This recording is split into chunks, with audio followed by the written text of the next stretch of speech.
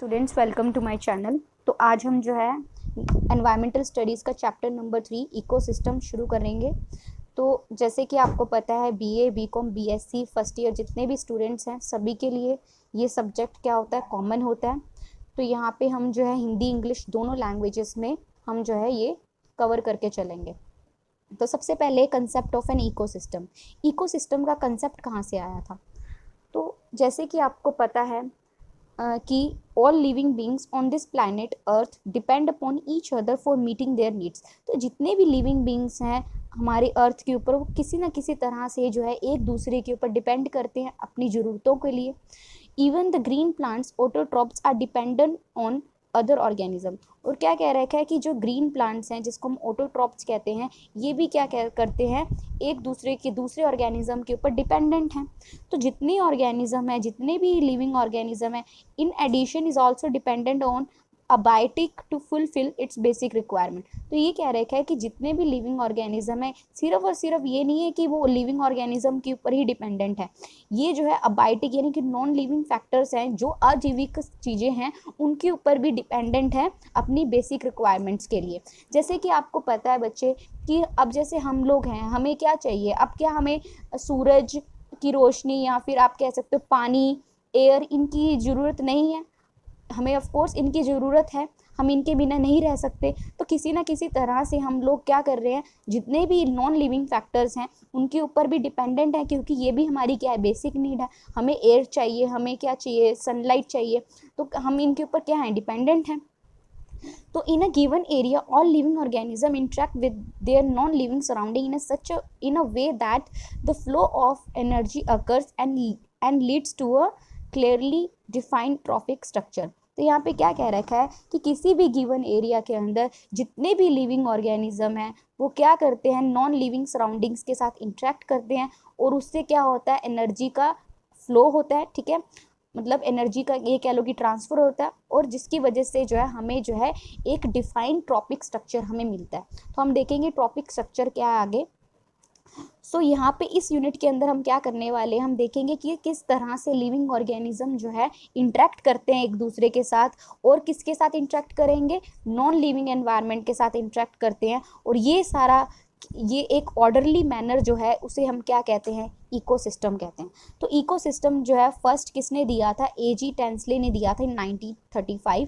तो ये वर्ड उन्होंने दिया था 1935 में, एजी टेंसले ने। तो इनके अकॉर्डिंग जो डेफिनेशन थी, it can be defined as the structural and functional unit of biosphere, और it can also be defined as the biotic component along with its physical environment, both interacting and exchanging material with them.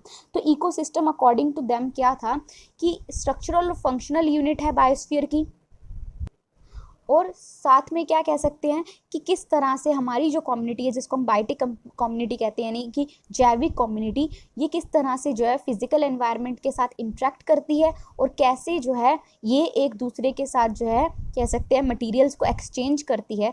तो ये जो ecosystem है ये क्या कहलाता है, एक तरह से इंटरेक्टिंग, और क्या कह सकते हैं इसको, इंटरडिपेंडेंट कॉम्प्लेक्स स्ट्रक्चर है। ठीक है हमारा। सो जितने भी इकोसिस्टम जो हैं सारे के सारे कहीं ना कहीं एक दूसरे से लिंक्ड हैं।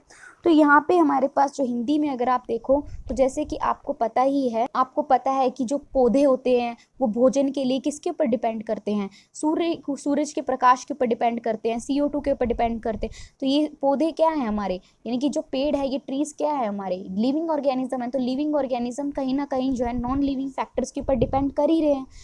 तो उसके बाद जो है हमारे पास, मैंने आपको बताया था, एजी टेंसले ने जो है ये इकोसिस्टम का शब्द का जो प्रयोग किस तरह से किया था कि उन्होंने जो है कहा कि जो इकोसिस्टम है ना वो एक्चुअली में दो वर्ड से मिलके बना है। तो वो दो वर्ड्स क्या थे, इको प्लस सिस्टम। इको जो है वो ग्रीक से लिया गया था, और उसको ओइकोस भी कहते हैं, जिसका प्राय है का मतलब है कि घर। इको मतलब घर, और सिस्टम का मतलब कि व्यवस्था। ठीक है ना, सिस्टम क्या होती है, व्यवस्था। तो अर्थात हम ये कह सकते हैं आत्मनिर्भरता से पैदा एक व्यवस्था। तो हम इसे क्या कह सकते हैं, आत्मनिर्भरता से पैदा एक व्यवस्था आपकी क्या कहलाती है, इकोसिस्टम कहलाती है। ठीक है। Next is your types of ecosystem. Ecosystem कितने टाइप्स के होते हैं? तो इकोसिस्टम दो तरह के होते हैं, एक होता है नेचुरल इकोसिस्टम और एक होता है आपका artificial ecosystem. So natural ecosystem क्या होता है, these ecosystem which operate by themself in nature without any human interference.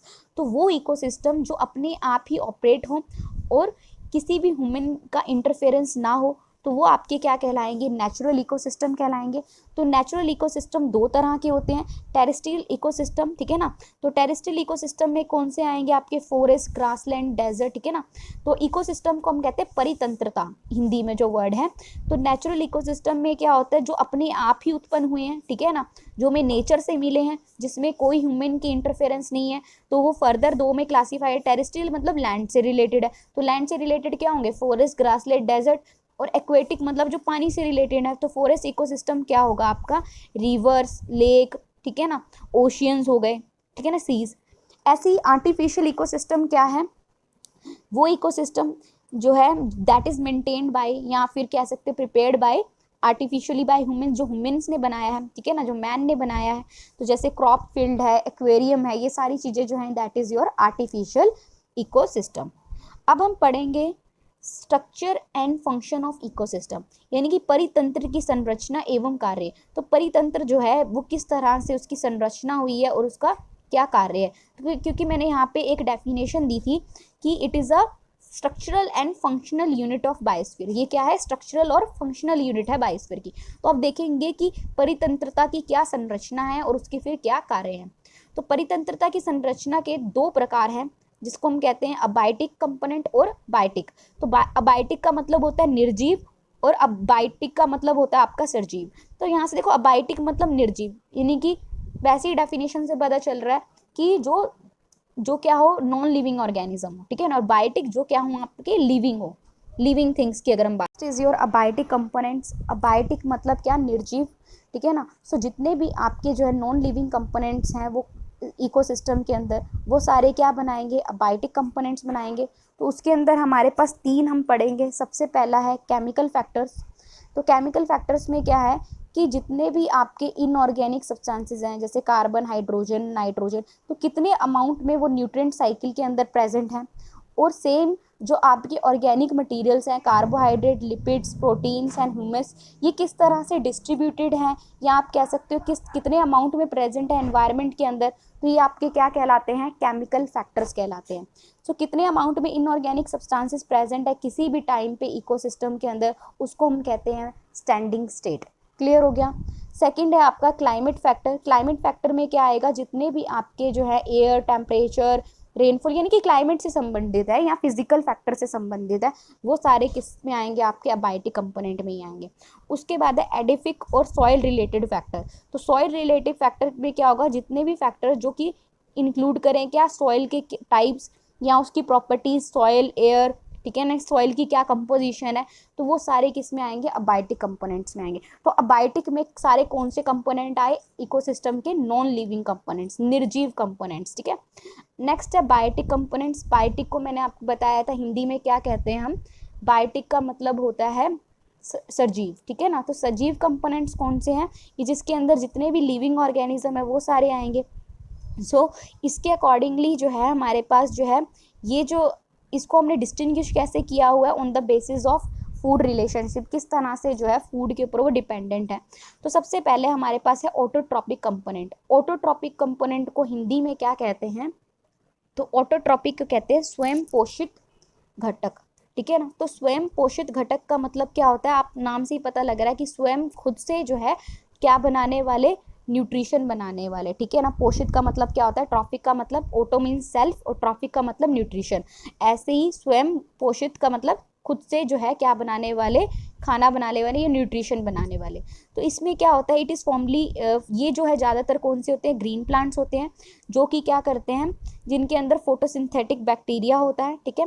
ये क्या करते हैं कि लाइट एनर्जी लेते हैं, यानी कि सन से जो है सूर्य की रोशनी लेंगे और उसको क्या करेंगे, केमिकल एनर्जी में कन्वर्ट कर लेंगे, और उसके बाद जो है इससे जो है क्या करेंगे, इनऑर्गेनिक सब्सटेंसेस को कॉम्प्लेक्स वन में कन्वर्ट करने के बाद ये जो है खाना बनाते हैं। तो ये आपके क्या कहलाते हैं, प्रोड्यूसर्स भी कहलाते हैं। और अगर मैं ट्रॉफिक लेवल की बात करूँ जो हम आगे ड्रॉ करेंगे, उसमें जो है फर्स्ट नंबर पे कौन से आते हैं, आपके ऑटोट्रॉफिक कंपोनेंट्स आते हैं। तो अगर मैं सिंपल बात करूँ हिंदी में, तो अगर सिंपल भी अगर आप देखो तो जो अपना भोजन खुद बनाते हैं, ठीक है ना, वो आपके क्या कहलाते हैं, आपके ऑटोट्रॉफिक कहलाते हैं, या फिर कह लो स्वयं पोषित घटक कहलाते हैं, ठीक है ना। तो ज़्यादातर ये खाना बनाने के लिए जो सहायता करता है वो कौन सहायता करता है, या फिर आप खाना लेने प्राप्त करने के लिए जो सहायता करता है वो करता है आपका पत्तियां, जो जड़ों की सहायता से भोजन प्राप्त करते हैं, ठीक है। तो पत्तियों जो है वो क्या करती हैं, सूर्य की ऊर्जा लेती हैं, ठीक है ना। फिर उसमें क्या होता है, कुछ रासायनिक क्रियाएं होती हैं, ठीक है ना। तो रासायनिक क्रिया होने के बाद जो है क्या बन जाता है, खाना बनता है, ठीक है ना। तो पौधों के पत्ते में पाए जाने वाले क्लोरोफिल की सहायता से प्रकाश संश्लेषण संभव होता है, क्योंकि पेड़ पौधे अपने भोजन का स्वयं निर्माण करते हैं, इसलिए इन्हें उत्पादक भी कहा जाता है, ठीक है, प्रोड्यूसर्स भी कहा जाता है जैसे इन्हें, ठीक है। तो उसके बाद है नेक्स्ट है हिट्रोट्रॉपिक। हिट्रोट्रॉपिक कंपोनेंट को हम हिंदी में क्या कहते हैं, पर पोषित घटक। तो पर पोषित घटक, हिट्रो मीन्स अदर, अदर के ऊपर न्यूट्रिशन, अदर दूसरों के ऊपर फूड के ऊपर डिपेंड करते हैं, दूसरों के खाने के ऊपर डिपेंड करते हैं, ठीक है ना। सो इसमें क्या होता है, वो सारे लिविंग ऑर्गेनिज्म जो क्या करते हैं, दूसरे लिविंग ऑर्गेनिज्म के ऊपर डिपेंड करते हैं खाने के लिए, वो आपके क्या कहलाएंगे, हिट्रोट्रॉपिक कहलाएंगे। तो इन्हें हम जो है कंज्यूमर्स भी कहते हैं, ठीक है। तो कंज्यूमर्स जो है फर्दर तीन आगे जो है 4 पार्ट्स में डिवाइडेड है। तो कंज्यूमर्स जो होते हैं ना, इन्हें क्या कहा जाता है, उपभोक्ता, ठीक है ना। तो ये जो है कंज्यूमर्स जो है फर्दर कितने तरह के हैं हमारे पास, प्राथमिक उपभोक्ता जिसको हम कहते हैं प्राइमरी कंज्यूमर्स, द्वितीयक उपभोक्ता जिसको हम कहते हैं सेकेंडरी कंज्यूमर्स, तृतीयक उपभोक्ता यानी कि टर्शरी कंज्यूमर्स, एंड अपघटक यानी कि डिकम्पोजर्स, ठीक है। तो सबसे पहले है प्राइमरी कंज्यूमर्स। प्राइमरी कंज्यूमर्स क्या होते हैं, जो क्या करते हैं, सिर्फ और सिर्फ जो है क्या करें, प्लांट्स को खाएं, ठीक है ना, प्लांट्स के पार्ट्स को या प्लांट्स को खाएं, वो आपके क्या होंगे, प्राइमरी कंज्यूमर होंगे, जिसको हम कहते हैं प्राथमिक उपभोक्ता। और ये क्या कहलाते हैं, आपके हर्बीवरस कहलाते हैं, ठीक है ना। इन्हें कहा जाता है, प्राथमिक उपभोक्ता कहलाता है, और शाकाहारी कहा जाता है। तो जो शाकाहारी होते हैं, जैसे कि कौन होंगे आपके, जो शाकाहारी हैं वो शीप, गोट, ठीक है ना, काऊ, बफेलो, सारे आपके किस में आएंगे, प्राथमिक कंज्यूमर्स यानी कि उपभोक्ता में आएंगे। सेकेंडरी उपभोक्ता यानी कि द्वितीय उपभोक्ता का मतलब क्या है, वो एनिमल्स जो क्या करे, दूसरे एनिमल्स को खाए। अब कौन से एनिमल्स है जो दूसरे एनिमल्स को खाते हैं, वोल्फ, जैकल, ठीक है ना, फॉक्स, ये सारे जो हैं दूसरे एनिमल्स को खाते हैं। तो ये जो है आपके क्या कहलाते हैं, मांसाहारी कहलाते हैं, ठीक है ना। और इन्हें क्या कहा जाता है, कार्निवरस यानी कि मांसाहारी कहा जाता है। नेक्स्ट है आपका टर्शरी उपभोक्ता, यानी कि टर्शरी का मतलब क्या होता है, तृतीयक उपभोक्ता। तो तृतीयक उपभोक्ता क्या, ये जो है टॉप कार्निवर्स होते हैं, ये क्या करते हैं, सिर्फ और सिर्फ जो है प्राइमरी, जो प्राइमरी भी है और सेकेंडरी यानी कि जो प्राथमिक और द्वितीयक उपभोक्ता है ना, ये वाले जो हैं इनको भी क्या करते हैं, खाते हैं। जो प्लांट्स को भी खाते हैं और जो एनिमल्स को भी खाते हैं, वो आपके क्या कहलाते हैं, तृतीयक कंज्यूमर्स। तो वो कौन है आपके, लॉयन, जैगार, ठीक है ना, टाइगर, ठीक है ना, लियोपार्ड, और ह्यूमन बींग्स भी जो है आपके किस में आते हैं, टर्शरी कंज्यूमर्स में आते हैं, क्योंकि वो पेड़ पौधे की बनी हुई चीज़ें भी खाते हैं, plus at the same time जो है वो एनिमल्स को जैसे चिकन वगैरह वो भी खाते हैं। तो ये जो है आपके टर्शरी कंज्यूमर्स में ही आते हैं, आपके मानव, ठीक है ना। तो देख रहे हो मानव कहाँ पे आते हैं, ठीक है ना, मानव जो है वो तृतीयक उपभोक्ता में आते हैं, कि जो दोनों ही खाते हैं, प्लांट्स और प्लांट से बने हुए प्रोडक्ट्स भी खाएंगे, plus at the same time जो है वो जो एनिमल्स को भी खाते हैं। सो नेक्स्ट है डिकम्पोजर्स, जिसको हम कहते हैं अपघटक। ये क्या करते हैं, जितने भी कॉम्प्लेक्स, जो जितने भी डेड प्लांट्स वगैरह मरते हैं, ब्रेक डाउन होता है, ठीक है ना, उसके बाद जो है उनमें से क्या निकलता है, न्यूट्रिएंट्स निकलते हैं जो एनवायरनमेंट में रिलीज हो जाते हैं, ठीक है।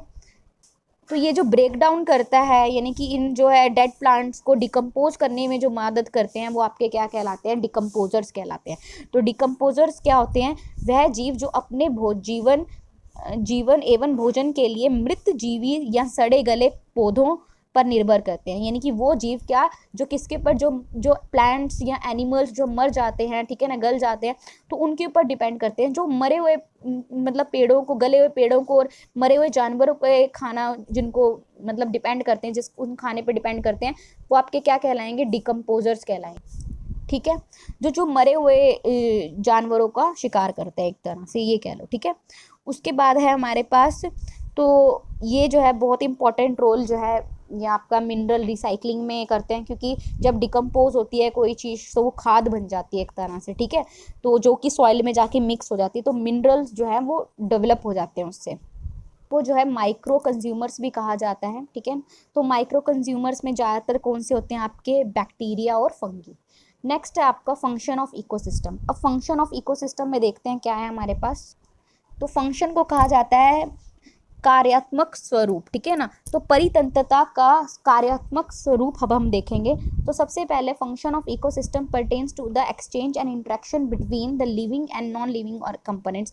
तो यहाँ पे जो है अगर मैं फंक्शन की बात करूँ, इकोसिस्टम का काम क्या होता है, इकोसिस्टम का काम ये होता है कि ये क्या काम करता है कि जितने भी लिविंग बीइंग या नॉन लिविंग कंपोनेंट्स किस तरह से इंटरेक्ट करते हैं या किस तरह से वो चीज़ें एक्सचेंज करते हैं, तो वो आपका जो है इकोसिस्टम के अंदर किस तरह से वो चीज़ें एक्सचेंज कर रहे हैं या किस तरह से एक दूसरे के ऊपर जो है क्या कर रहे हैं, इंटरेक्ट कर रहे हैं, डिपेंड कर रहे हैं, तो वो आपका क्या कहलाएगा, फंक्शन ऑफ इकोसिस्टम कहलाएगा, ठीक है ना। तो परितंत्रता का कार्यात्मक स्वरूप, ठीक है। तो इन इकोसिस्टम जो है हमारे पास दो तरह से प्रोसेस होते हैं, एक तो होता है एनर्जी फ्लो और दूसरा क्या होता है आपका बायो जियोकेमिकल साइकिल। देखो एनर्जी फ्लो में क्या होता है, देखो प्रोड्यूसर्स ने क्या किया, सूर्य की रोशनी ली और उस सूर्य की रोशनी से क्या बनाया, खाना बनाया, ठीक है ना। और फिर वो आगे क्या हुआ, जितने भी बायोटिक कंपोनेंट्स हैं उनको जो है आगे क्या कर दिया, एनर्जी का ट्रांसफ़र किया, क्योंकि देखो फूड, उन्होंने फूड बनाया, प्रोड्यूसर्स ने फूड बनाया, अब वो फूड को उसमें से जो एनर्जी हमें मिलती है, देखो खाना खाने से ही आपको एनर्जी मिलती है, ये बात मानते हो कि नहीं, बिना खाना खाए आपको एनर्जी मिल जाएगी नहीं। तो क्या करते हैं प्रोड्यूसर्स, पहले खाना बनाते हैं, ठीक है ना। जो भी वो हम जिस चीज़ का भी ट्री लगाएंगे, मान लो आपने एप्पल का लगाया, तो एप्पल का वो जो है उसने जो फ्रूट बनाया उसमें जो एनर्जी थी वो हम लोगों ने खाई, बायोटिक कंपोनेंट्स ने खाई या फिर एनिमल्स ने खाई, तो उन्होंने क्या किया, वो एनर्जी आगे ली। फिर एनिमल्स को मान लो डियर ने पत्ते खाए, ठीक है ना, जो डियर ने जो पत्ते खाए, उन्होंने जो खाना खाया, जो एनर्जी किसने ली थी, प्रोड्यूसर्स ने ली थी, वो किसके पास चलेगी, डियर के पास चलेगी। डियर को मान लो टाइगर ने खाया तो वो एनर्जी फर्दर किसके पास चलेगी, टॉप कार्निवरस के पास चलेगी, ठीक है। तो इस तरह से जो है किसी ना किसी तरह से जो एनर्जी का क्या होता जा रहा है, ट्रांसफर होता जा रहा है, ठीक है ना, एनर्जी का फ्लो होता जा रहा है। नेक्स्ट है बायो जियोकेमिकल साइकिल। इसमें क्या होता है कि एनर्जी तो ट्रांसफर होती ही है, इसके साथ जितने भी न्यूट्रिएंट्स हैं और वाटर जो है वो भी बहुत इंपॉर्टेंट है किसी भी लाइफ प्रोसेस को चलाने के लिए। तो वो भी जो है क्या होता है, बायोटिक कंपोनेंट जो है they are exchange by the biotic component not only amongst themselves but also with their abiotic component within the ecosystem. तो क्या कह रखा है कि जैसे कि हमें एनर्जी की ज़रूरत पड़ती है वैसे ही उसके अंदर जो है न्यूट्रिएंट्स और वाटर जो है हमें इसकी भी ज़रूरत पड़ती है। तो जो बायोटिक कंपोनेंट्स होते हैं आपके, तो वो क्या करते हैं, न्यूट्रिएंट्स और वाटर का एक्सचेंज करते हैं एक दूसरे के साथ भी, प्लस किसके साथ, जितने भी आपके जो है अबायोटिक कंपोनेंट्स हैं उनके साथ भी, ठीक है ना, इकोसिस्टम के अंदर। तो ये आपका क्या कहलाता है, बायो जियोकेमिकल साइकिल। अब यहाँ पे जो है हम एनर्जी फ्लो डायग्राम देखें, ये जो है एक सिंगल डायरेक्शन में नहीं है और ना ही ये नॉन साइक्लिक है। तो इसको हम देखते हैं, देखो इकोसिस्टम जो है किस में डिवाइडेड है, अबायोटिक और बायोटिक कंपोनेंट, यानी कि निर्जीव और सजीव। उसके बाद निर्जीव में हमने देखा फिजिकल क्लाइमेट फैक्टर जो है वाटर, एयर, टेम्परेचर, ये सब कुछ आया। और क्या आया, केमिकल फैक्टर जैसे कि इनऑर्गेनिक और ऑर्गेनिक सब्सटेंसेस आए जो हमारे बायोमास के अंदर प्रेजेंट है, जैसे कार्बन, हाइड्रोजन, नाइट्रोजन, ठीक है ना, कार्बोहाइड्रेट, प्रोटीन, लिपिड्स। आप कोई भी प्रोडक्ट लोगे, कोई भी चीज़ खाने की लेते हो तो उसमें कार्बोहाइड्रेट, प्रोटीन, लिपिड सब मेंशन होता है वहाँ पे।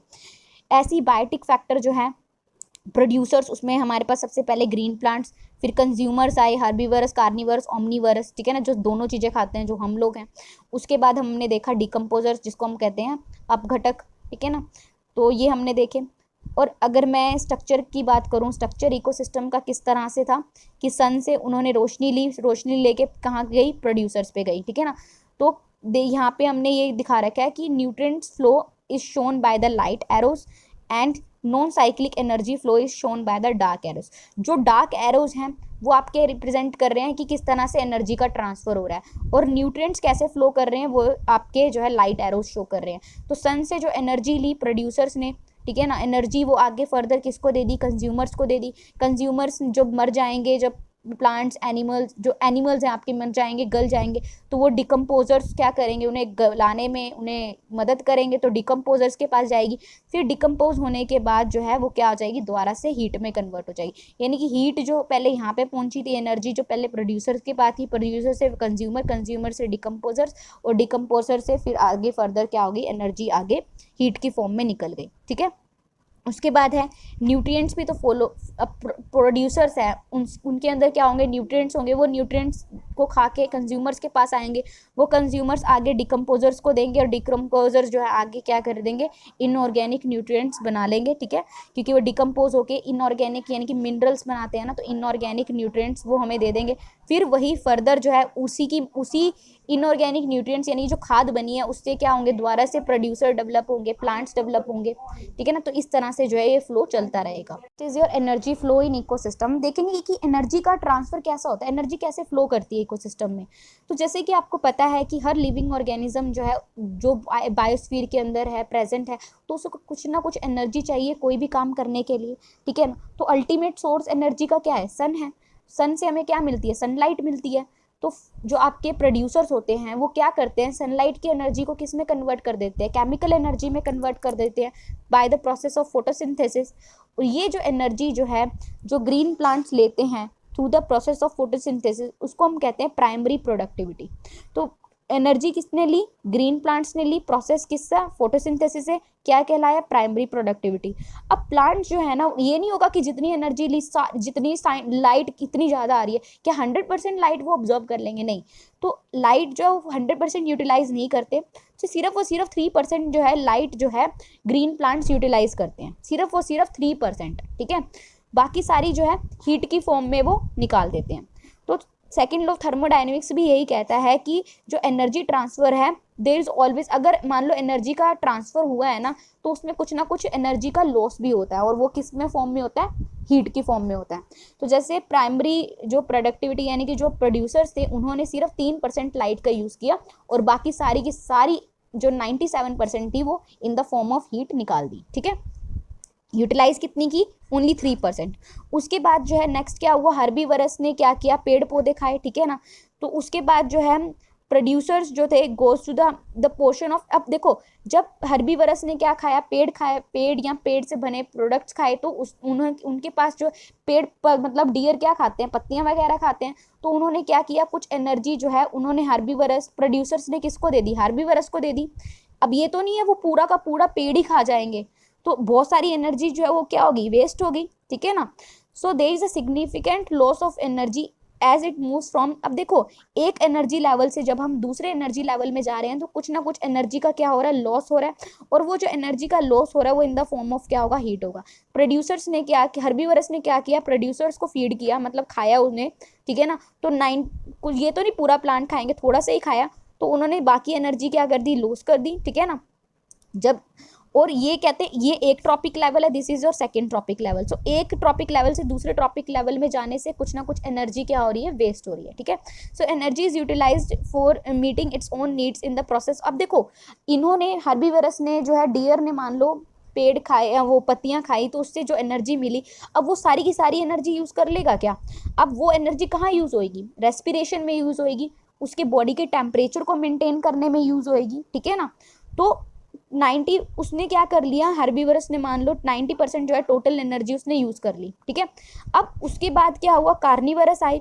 अब कार्निवरस ने क्या किया, हर्बीवरस को खाया, हर्बीवरस को खाएंगे तो कुछ ना कुछ जो है एनर्जी उसमें भी जाएगी, खाने में भी जाएगी हर्बीवरस को, तो there is some loss of energy. तो मान लो 90% एनर्जी जो है वो क्या होगी, लॉस होगी, सिर्फ 10% एनर्जी कहाँ पे गई, कार्निवरस पे गई। देख रहे हो, एक लेवल से दूसरे लेवल में जाने के लिए बहुत ही कम एनर्जी का ट्रांसफर होता है, सिर्फ 20% इधर से इधर गए हैं हम, सिर्फ 10% जो है एनर्जी जो है वो क्या हुई है, कार्निवरस के पास गई है। ठीक है ना, सिर्फ 10%, तो इसे हम क्या कहते हैं, 10% लो भी कहते हैं, कि एक लेवल से दूसरे लेवल में जाएंगे तो जो मेनली जो एनर्जी जो है ट्रांसफर होती है वो ओनली होती है 10%। अब देखो कार्निवरस ने हर्बीवरस को खा लिया, तो ये उसके बाद क्या होगा, ये मर जाएंगे तो डिकम्पोज हो जाएंगे, डिकम्पोज हो जाएंगे तो कौन करेगा, डिकम्पोजर्स उन्हें करेगा डिकम्पोज, ठीक है ना। सो एनर्जी फ्लो जो है वो कैसा है, यूनिडायरेक्शनल है, एक ही डायरेक्शन में हम एनर्जी का फ्लो हो रहा है। लोअर ट्रॉपिक लेवल से शुरू किया था, हायर ट्रॉपिक लेवल तक जा रहा है, ठीक है ना। सो एनर्जी प्लांट्स ने ली, तो प्लांट्स के पास उन्होंने जो है, जो एनर्जी प्लांट्स ने सूरज से ली है वो वापस तो नहीं जाएगी ना, ठीक है ना, does not go back to the solar out input. The energy that is obtained by the herbivores after feeding on plants does not come back. अब ये देखो, अब हर्बीवरस ने जो एनर्जी ली है ये प्रोड्यूसर्स को खा के, अब ये तो नहीं होगा वापस प्लांट्स के पास चली जाएगी, ऐसा भी नहीं होता। ऐसे ही जो एनर्जी कार्निवरस ने हर्बीवरस से लिए उन्हें खा के, तो वो हर्बीवरस के वापस चली जाएगी, ऐसा नहीं होता। तो ये जो फ्लो है ना वो कैसा होता है, रिवर्सेबल नहीं होता। ये नहीं होता कि इसने इसको खाया है, एनर्जी ली और ये एनर्जी वापस प्रोड्यूसर्स पे चलेगी, नहीं। एनर्जी हमेशा जो है एक लेवल से दूसरे लेवल में ट्रांसफर हो सकती है, लेकिन रिवर्स इज नॉट पॉसिबल। सो ये जो हमारे पास जो फ्लो है ये आपका क्या कहलाता है, energy flow in an ecosystem, ठीक है ना। किस तरह से एनर्जी का क्या होता है, फ्लो होता है इकोसिस्टम के अंदर, ठीक है। तो this is all about, next बार हम नेक्स्ट पढ़ेंगे, ठीक है, ट्रॉपिक लेवल्स हम पढ़ेंगे। तो अभी के लिए इतना ही, थैंक यू।